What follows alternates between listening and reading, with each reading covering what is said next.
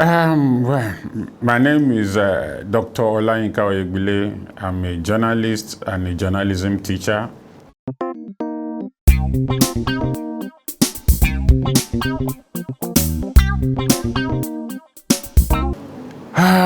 Well, to talk journalistically or economically, one, if we look at it, things have changed very immensely, as we have said before we started. When I started as a journalist, it was a case of cut and paste, and then gradually and tasking for people to do. Well, in what way did they liberalize it? It makes information easily available. For instance, during our time, we had newspaper libraries. When you want to do any story, you have to go and talk to the librarian. They give you newspaper cutouts. You begin to look. But now, with simple phone and internet, you can go on Google and then search for information to beef up your story. But also, at the same time, it has made people much more lazy. As I said in my introduction, I teach journalism courses and communication courses. And I see students, when you tell them about a story or a book, they ask you, can you give us a summary? I say, what summary? Go and read it. They don't want to read. Economy has also impacted seriously on it. The reading culture has died or is dying. Although people continue to also say that it's not the reading culture that died, but the manner in which people read. Yes and no.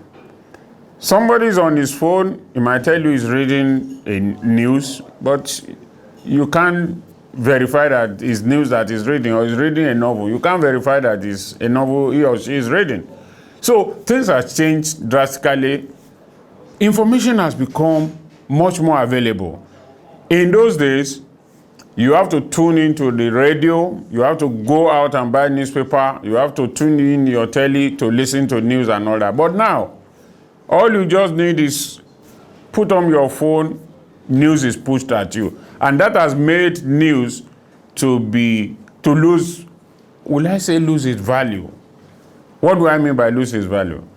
Something you don't search for and you just get, you don't value it. As the Yoruba will say, they will say that a medicine that you don't pay for, you don't value it. So that's what has happened to news in recent time.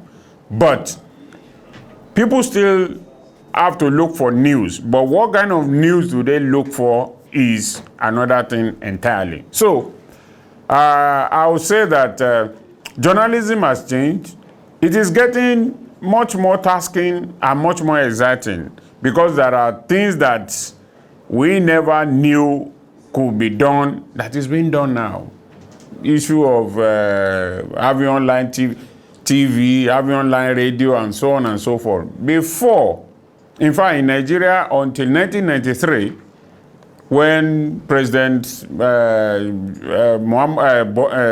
Babangida liberalized TV ownership, it was only local state government and the federal government that could own radio and TV stations. But after 1993, they allowed the private people to come into the space, and then it has liberalized the airwave.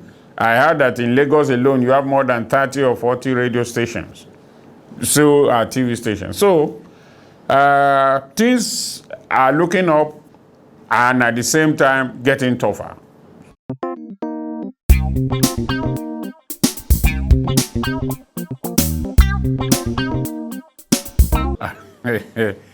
Well, Nigeria cannot be an isolation. And even when the world was closed, what do I mean by closed? When there was no internet, the Nigerian media were influenced by international media. One, you have on a daily basis when aircraft arrive, you see various newspapers from every part of the world being brought in, and they are shared or they are read in newspaper houses. So newspaper houses model their news gathering system to that of the other world. The same thing is happening now. Even in name, you know that we have the Guardian of London. You have Daily Times. You have Times of London. You have, so even in name, the Nigerian media, from time, has always been influenced by the best tradition or best practices of the other parts of the world. Now it has even happened more. You see, the production techniques, the news delivery techniques of the news has changed. For instance, when it was only states and radio and federal government that owns TV stations, you notice that our newscasters were native attire. But now with the private media and media TV stations, most of them emphasize having their presenters wear what they call continental dresses, suit, tie, and so on. Well, I have some issues with that, but this is not the forum for it. So, the Nigerian media, both in terms of news, in terms of production techniques, has been influenced and will continue to be influenced, because if you don't get that influence, you will not be able to compete with the bigger world. So that influence must always be there. We cannot deny it, because also this technology is not indigenous to us. It's a borrowed technology. And since we have borrowed it, we have used it in such a way that it is almost as if we invented it together. So Nigerian media will continue to be influenced by other international media, whether it is Al Jazeera, CNN, BBC, and so on and so forth, because we also want to market our media to them as they have marketed theirs to us.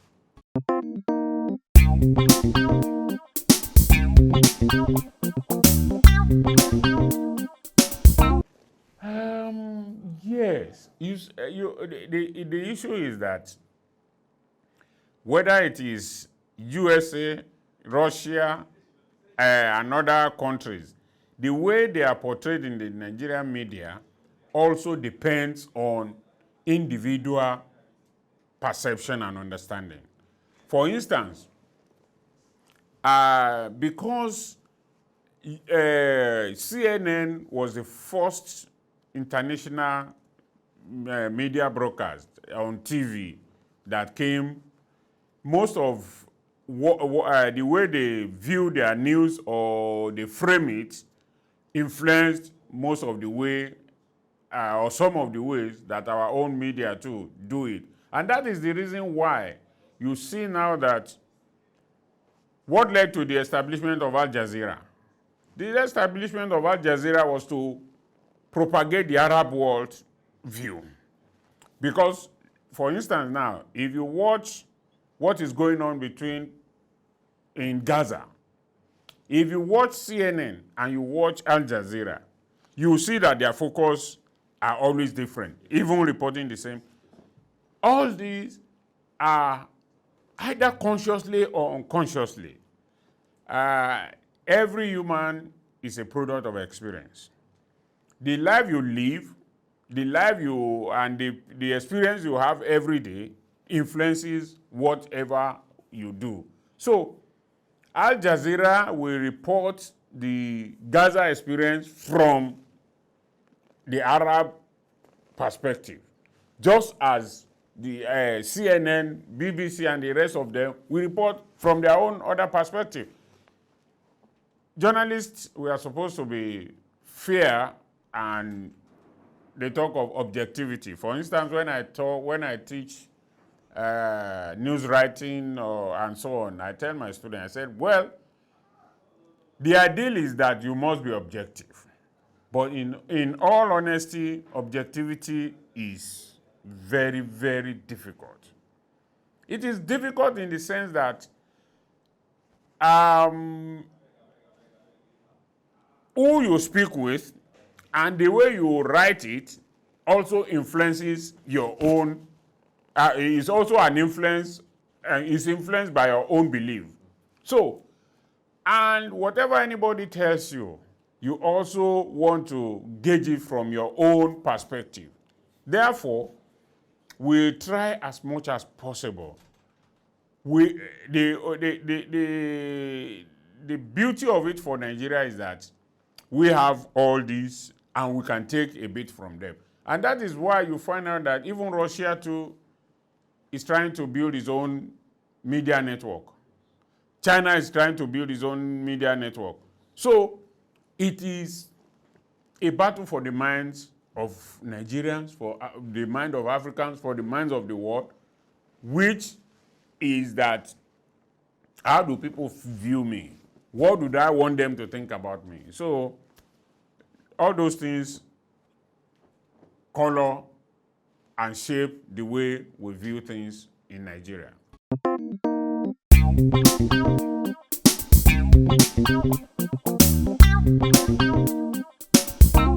In Nigeria now, there are so many contending forces, or maybe two or three major contending forces. The forces are those who believe that Nigeria must progress and move forward, and those who think that the way we are doing it is all right. And how do all these collide, or how do they come together? At home, we find a situation where Nigeria, for now, it was during the era of the military that we had what was said to be Africa is the centerpiece of Nigeria's foreign policy. At the moment, I cannot clearly say this is the centerpiece of Nigeria's foreign policy. One, because Nigeria seemed not to be able to define what are its interests. We had a situation some time ago when the military took over in Niger. Nigeria was then the president of ECOWAS, Economic Community of West African States. And without taking into consideration the linkage between Nigeria and Niger, the president gave them an ultimatum that they must hand over and they must leave and all that. They are still there up to today. The ultimatum was not obeyed. One, Nigeria does not have that. Even if we have the power to invade Nigeria, we don't have the resources. Nigeria of 2000 is not the Nigeria of the 80s and 90s when we went to ECOMOG, to Liberia and all that. So how are we supposed to implement that? And we also have to think along that Niger, they have an affiliation with the French. Although the French, they are trying to kick against the French now because of all those things. But you also need to know that some of our people, especially in the north, have more affiliation with Niger than even with the southern part. So if Nigeria has said we are going to take a war into there, there's going to be problem even at home. So Nigeria needs to sit down very critically, examine what exactly are its interests. Are we interested in our own country? Are we interested in other areas? What do we want to do? Are we leaning towards Russia? Are we leaning towards America? Are we leaning towards Britain? Or we want to be what used to be in those days when they have the non-aligned nation?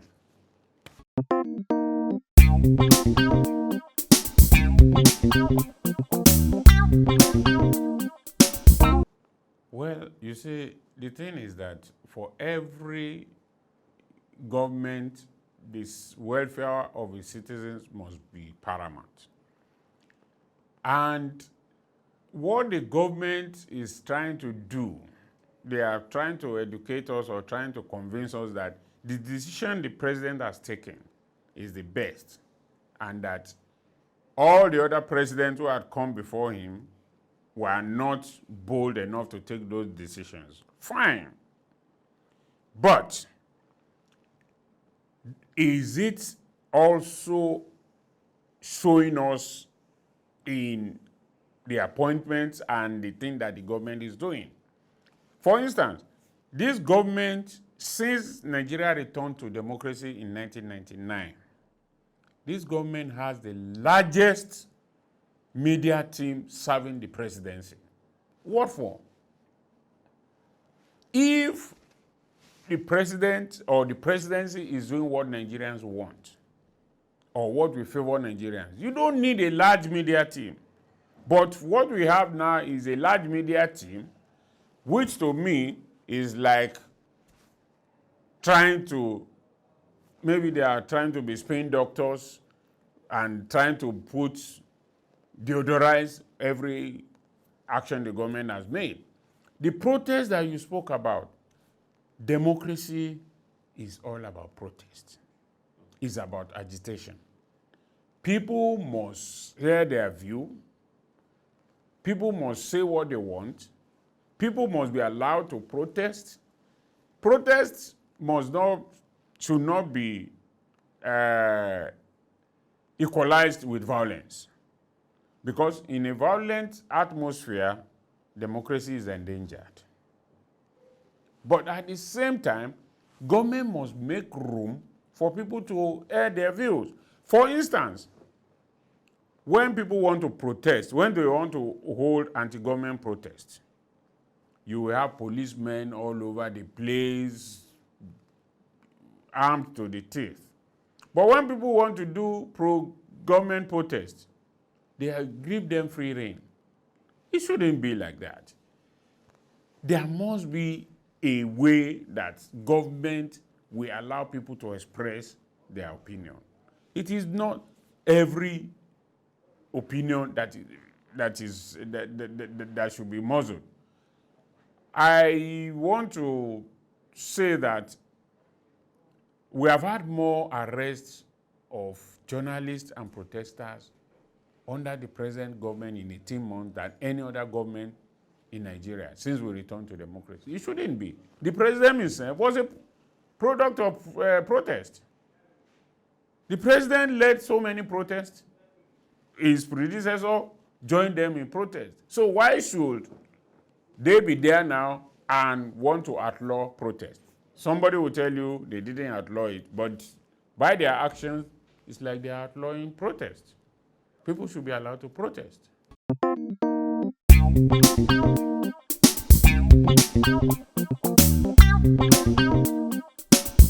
International actor. Well, you see, as far maybe what you are trying to talk about is the accusation that Russia and the other protests in the north. You know, one thing that I hate about some of these things are that, and that's why I was telling you that we have too many media people working in the presidency. The Nigerian army flag and the Russian flag, there is some level of resemblance in it because they all have red and blue and all those. So, and the people, the protesters were saying, we want the military, we want the military. In all honesty, most of them are even illiterate. They don't understand anything. The flag they were carrying, they could have thought that it is the Nigerian army flag. I don't think there's any. Nigeria is too big for any country to want to, either is US or Russia, to come and want to fuel insurgency and all that. Nigeria is too big and too important a country for them to do that. In fact, as far as I know, peace in Nigeria is more in the benefit of world big countries than in any other country, because Nigeria has about 200 million population. God forbid, if there's any war or crisis in Nigeria, which country in the world will accommodate those 200 million? Ghana, the rest of them will be overrun. Talk less of other big other countries. So Nigeria, I don't think there's any foreign country that will toy with Nigeria's peace. It's only that people just begin to arrogate unnecessary things to other countries when they should solve the problem that is at home. The problem that is at home is the issue of hunger. And I grew up at a time when I know that Nigerians travel abroad to go and study and come back home. That's why most of these elderly people, you see, especially educated ones, most of them had foreign wives. But now, there is nobody, maybe let me use the word sane, there is no sane Nigerian that will go abroad to go and educate, to go and acquire education and return home. You have a situation where the Ministry of Education has cancelled third fund that's sent our lecturers abroad. Because most of them go, they don't come back. They will say, okay, we'll return the money to you. So we must make our country good. We should stop seeing maybe some people are the one country wants to destabilize Nigeria. I don't believe in that. Nigeria is too important for any country to want to destabilize it.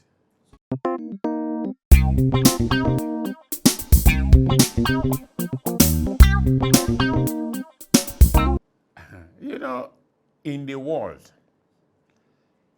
or as human, what do we always say? Self first. I mean, survivor first. As much as people think President-elect of America is mad, Trump, what is his first? America first. You must make your country habitable and ready for people to... Look, there is nowhere an American is that they are not proud of their country. They may say other things about their country, but they are very proud of their country. But in Nigeria, we have not made Nigeria such a country for us to be proud of. And how do we make it? It is the economy. Nigeria used to be very powerful. I remember people tell stories of the past that when a Nigerian traveled to London, they give you pounds to buy naira because naira was strong. But what has happened? Today, majority of the people who rule us don't even believe in the naira. Why is it that when they give federal allocation, the week they give federal allocation is when the dollar shoots up? Because they collect the money and go and buy dollar. There's hardly any political office holder today. If you just assemble them in a room, maybe they have a conference, and then you issue a search warrant that you want to search all of them, you will find some with 1,000 naira and dollar, $500 and so on. They won't have 20,000 naira in their pocket. Why? Because they believe more in foreign currency. Even our own currency, every old thing is almost denominated in dollar now. A colleague attended the World Bank Forum that they usually host in Washington in October or so. And he said one of the international bankers asked our Minister of Finance and the central bank governor that why is it that in your country, even your local money in your bank, you dollarize it? That don't you people know it is a way of showing that you don't have faith in your own economy, in your own currency? And which is the truth? You want to do anything now, they say it's dollar, because the world is spending dollar, but in Nigeria we're spending naira. You want to buy groundnut now, the woman will tell you, you don't know that dollar has risen. What has groundnut got to do with dollar? So, unless we create confidence in our economy, there is no way, no country can help you build your economy, because the fact that, for instance now, the countries where we import petroleum from, do you think they will be happy that we have a local refinery? They won't be happy because it will affect them. But we must do that. We must do that. Build your own refinery, build your own thing, and then improve your earnings. We produce cocoa here, export it raw, and then when I'm traveling now, they will say, buy me chocolate.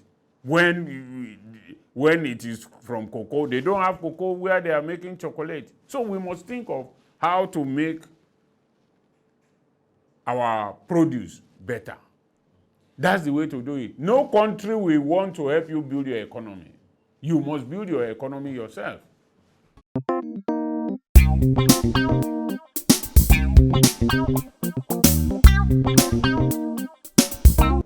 Positive, yes. How?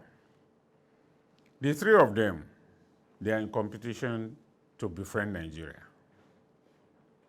So it is now left for us as a country to look at which one will benefit us best. I mean, it's like a young lady who has 3 suitors. It is left for her to look at the 3 of them and see who has better prospect for her. And that's the way to go. So Nigeria now must, is it Russia? Is it United States of America? Or is it China? And the best way to do that is, let us look at what we have. What can we get from them and what can they get from us? For instance, we had a situation that we have so many raw materials. How can we get technology from them to improve, not to entirely manufacture and give to them, but at least we can improve some of those raw material that we give them. We should not allow China to just come and take lithium here and go and make battery and send it back to us and make computer and all that. There must be something, some value we are going to add to it, so that when it is coming, we are going to get from them and they are going to get from us. Then when the final products come, we will not be entire loser. So that's the way it is. I think, I don't want to say which country will benefit us more, because where I'm sitting, I can only see a little. It is the Ministry of Foreign Affairs, the Ministry of Economic and Budget and all those ones. They are the ones that relate with these countries very well. Then they will take what is good from America, let's take. What is good from China, let's take. What is good from Russia, let's take. And also exchange. Because we must relate as equal partners. But if we don't have anything to give to positive, to contribute to what they are giving, there's no way we are going to get anything better. You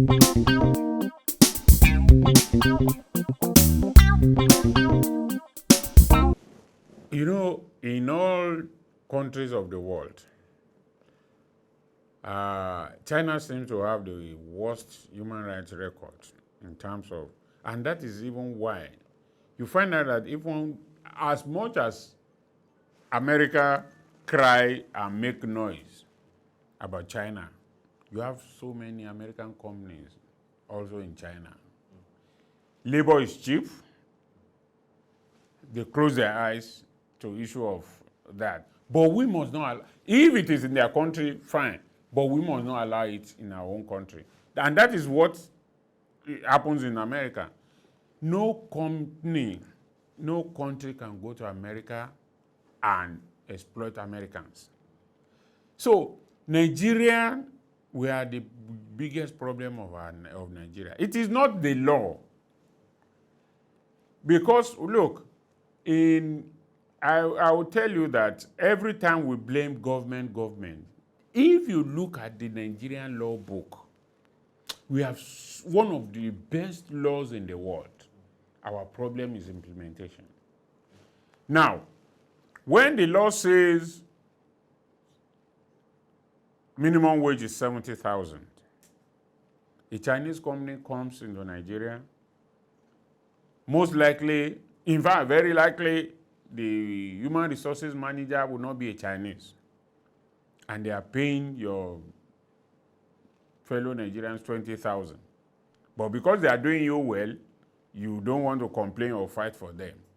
Will you blame government for that? No. We blame ourselves. We must begin to love ourselves and our country and make sure that things work for Nigerians, not things working for me, because that's our problem. Every Nigerian wants things to work for him. As long as it's working for me, I don't care about the other man. It must work for everybody. So, human rights issues, China has a very bad record on that. But we must not allow it to permeate into Nigeria. It is not Chinese people that are, if a Chinese man is running a company, all workers there are not Chinese people. They are Nigerians.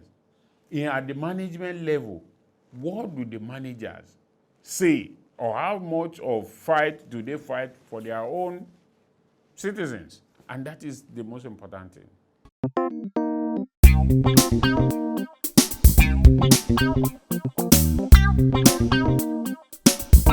They are as reliable as Nigerians want them to be reliable. Honestly, the reason is that a Chinese company cannot get a contract in the United States of America and do it the same way we do it in Nigeria. Because the American people will not agree.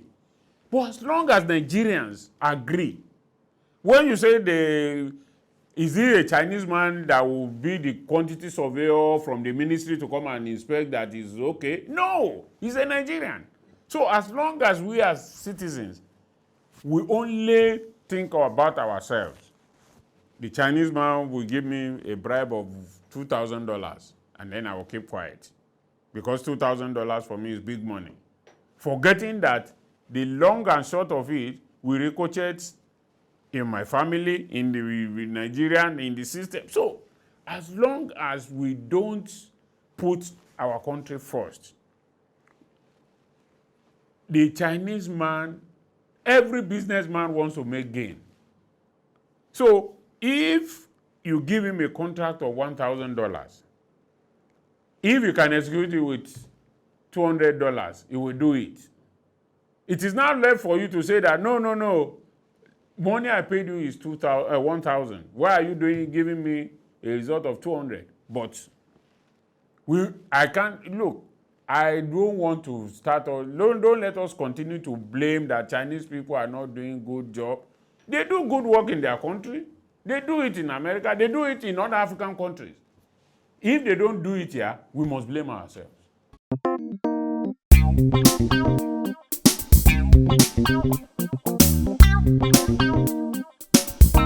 All of them have always been here. You know now that, okay, for instance, America has what they call the American corner, where they display things in America and also ask Nigerians to do their, in the cultural sphere. Look, Nigeria, we have a very, very unique culture that everywhere in the world people want to know about. But because, one, we don't have maybe a government that opens its eye to that sector, oil has made everybody blind to other things. A country, let me give you an example. A country like Singapore, you know they were expelled from Malaysia. Today, Singapore is far, far ahead of Malaysia. Japan is one of the biggest economies in the world. I understand Japan does not have one single mineral resource. They are the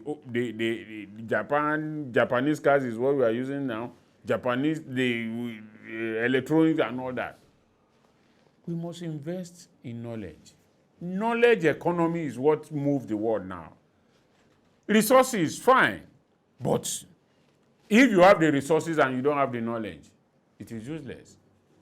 So, we must develop the knowledge economy. The knowledge economy is the power that will take.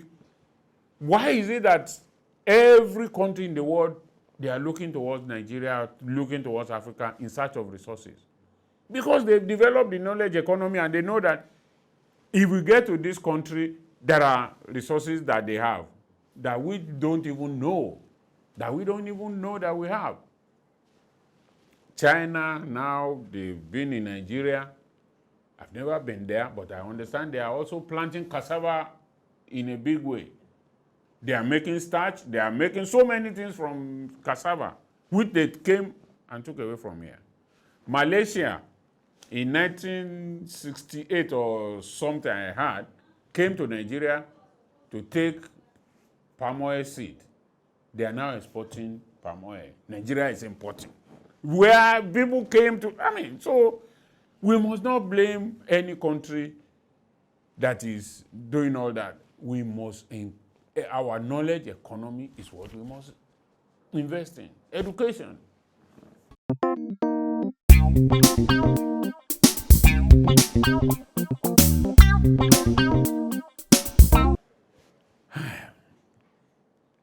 Nigeria has always been a traditional friend of the US.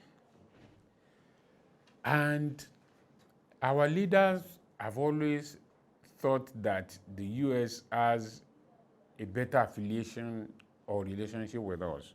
One, because there's a large population of Nigerians in America and large population of blacks in America.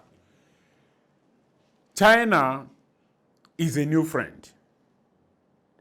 China is involved in a rivalry with America.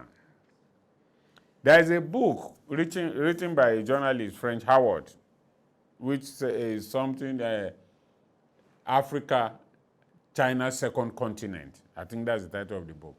And what the whole summary of the book is that China is investing so much in Africa because they want to befriend Africa. They want to take Africa away from the West.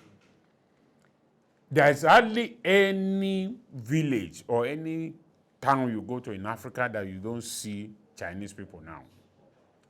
They have the population and they have the technology.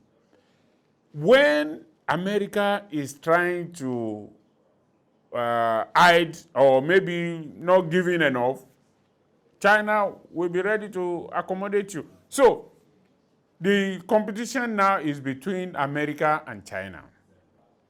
Russia is not too in Nigeria. Russia is not in contention as such. America and China, those are the two. And they are like that because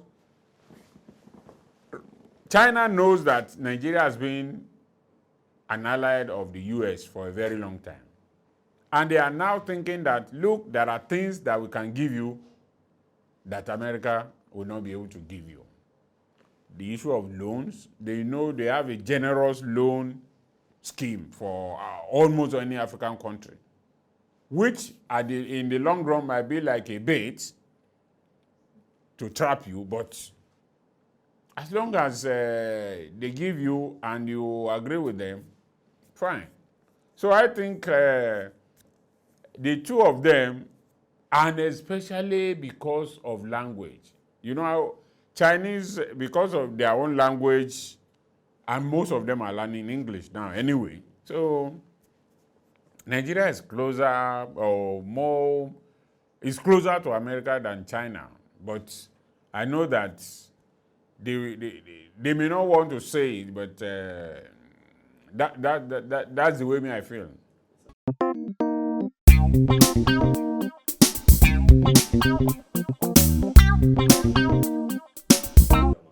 Well, I grew up in the North. I was born and bred in the North. So my first source of information is usually radio. It's usually radio. And in those days, when shortwave broadcasting used to be very popular, I listened to BBC I know almost all their correspondents, Africa, Caribbean, and all that.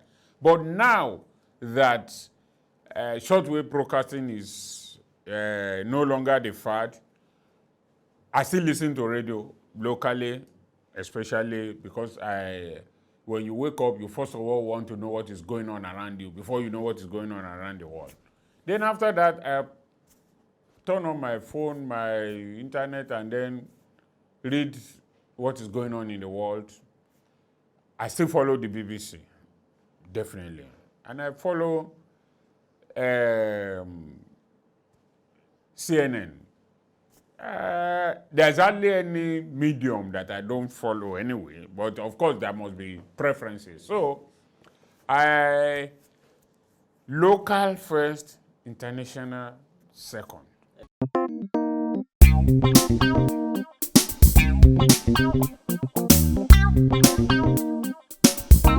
Amanpour is there. There's Lucets in the BBC. There is Sanjay Gupta. I mean, there are so many of them, and even in our own local listen, there are so many of them I watch and listen to because, one, as a journalist, you can be called on anytime to also give your view. And your view is as informative, as informed as you are. If you are not very informed, you can't give informed views.